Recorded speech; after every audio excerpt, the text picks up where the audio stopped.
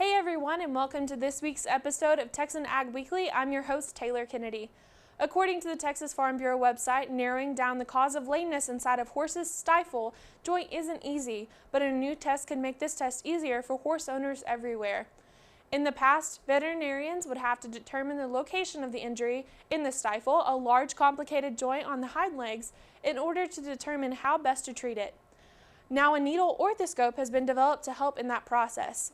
According to Dr. Bob Judd, a veterinarian can examine the inside of a joint directly through a camera placed inside an 18-gauge needle that can be placed in a standing, sedated horse's stifle.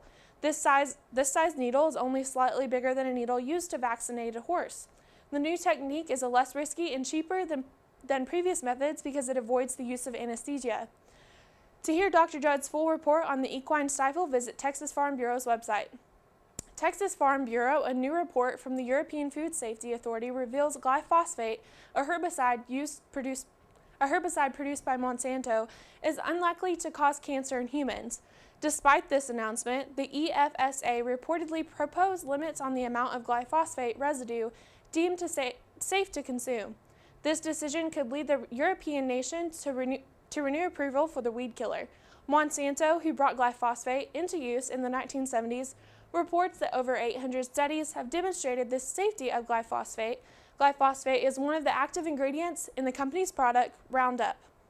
It's currently used in more than 160 countries across the globe. According to the TexasAgriculture.gov, yesterday, Agriculture Commissioner Sid Miller honored Kayla Betcher, a freshman student from Lexington High School in Lexington, Texas, as the winner of the Texas Department of Agriculture's Monthly Grow Award. The award gives recognition for outstanding work to middle and high school students who demonstrate the leadership and excellence inside and outside the classroom. Thanks to young leaders like Kayla, the future of Texas looks brighter than ever. I couldn't be more proud to honor Kayla, as she symbolizes everything I look for in a great leader: a strong work ethic, dedication to community and family, and a can-do attitude, said Sid Miller. Kayla was chosen from hundreds of Texas students from demonstrating leadership in her school activities and her commitment to community service. The Texas Department of Agriculture established the Grow Award to celebrate outstanding students, leaders who demonstrate excellence in academic or extracurricular activities. Students can be nominated by community leaders such as teachers, coaches, school administrators, mayors, county judges, or anyone else committed to recognizing youth and leadership achievement. To nominate a promising middle or high school student, visit TexasAgriculture.gov. One Grow Award winner is chosen monthly. Nominations for the next month's award are due December 1st, 2015. According to the Associated Press, the nation's beef cattle producers are in expansion mode, and record high prices have likely seen a top, says Dr. David Anderson, a Texas A&M AgriLife Extension Service livestock marketing economist. Dr. Anderson says, "We are committed to expand, and prices are coming down from record high because of these herd expansions. Ranchers are starting to increase herd numbers, and calf prices have been coming down. However, high prices will still be seen, since it will take some time to build inventory back up. Beef demand continues to be strong, which has helped during times of record retail prices, with one of the smallest supplies of cows in several decades. There has been a huge growth in specialized burger restaurants. The secondary driver is the popularity of Texas-style barbecue. There has been a huge growth in barbecue restaurants nationwide. Overall, this is the strongest demand for beef in 25 years. Through 2017, Dr. Anderson has every quarter of the year projected with more beef production than the year before. He says ranchers can continue to look for strong cattle prices and positive side demand for beef." According to the New York Times, U.S. Agriculture Secretary Tom Vilsack spent Friday morning discussing soil management and crop diseases at a cooperative farm in central Cuba, part of an effort to ease tension between the U.S. and Cuba before President Barack Obama leaves office. Inside both governments, advocates are struggling against obstacles that include the U.S. trade embargo on Cuba, resistance among Cuban Americans in Congress, and Cuban reluctance to open to the U.S. before Washington does away with more of the embargo. Both sides have been pushing to create momentum for change.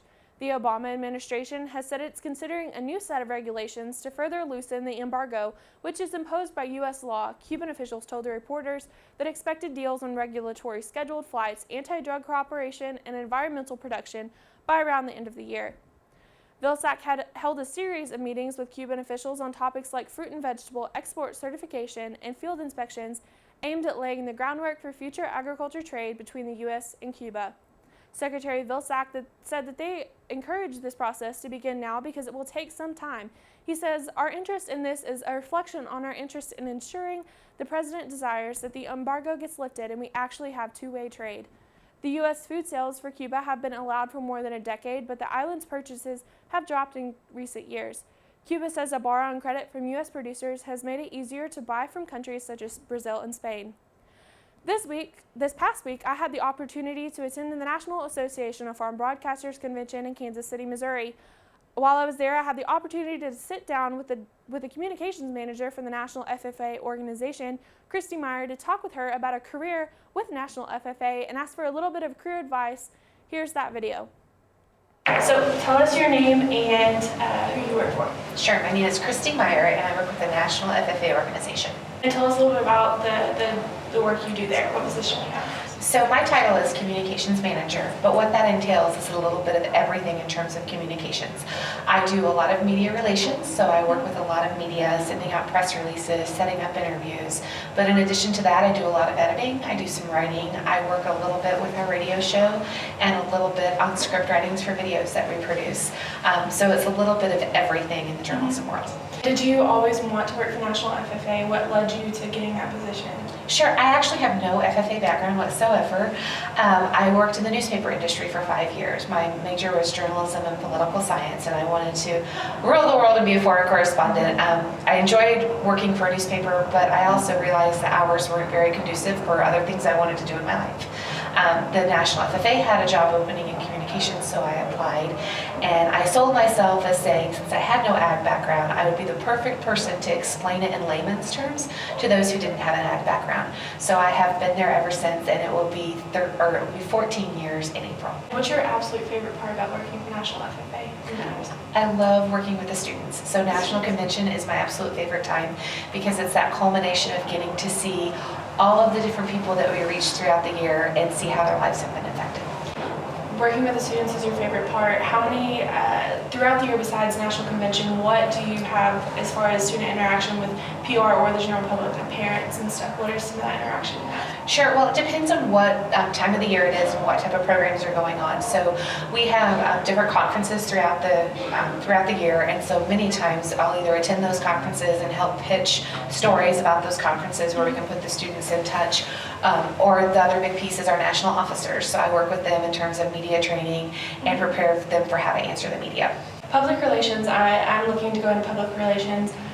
What advice would you give to someone who is 21 years old, about to graduate? What are some things you wish you wouldn't have done or should have done, or along those lines? I think the most important thing is to make connections, network, meet as many people as you can and keep in touch with those people, because you never know where that next lead is going to come from. So you might meet a person at a breakfast or a lunch, and they might be in the media, but they might change stations. So always stay in touch with them, because they're going to be your best allies in terms of promoting information. All right, thank you, Kristi. Kristi definitely had some good advice for students that I know I will use. That wraps up this week's episode of Texan Ag Weekly, a product of the Texan News Service at Tarleton State University on the Stephenville campus. Don't forget to check us out on Twitter at Texan Ag Weekly and at texannews.net. Have a great week, y'all.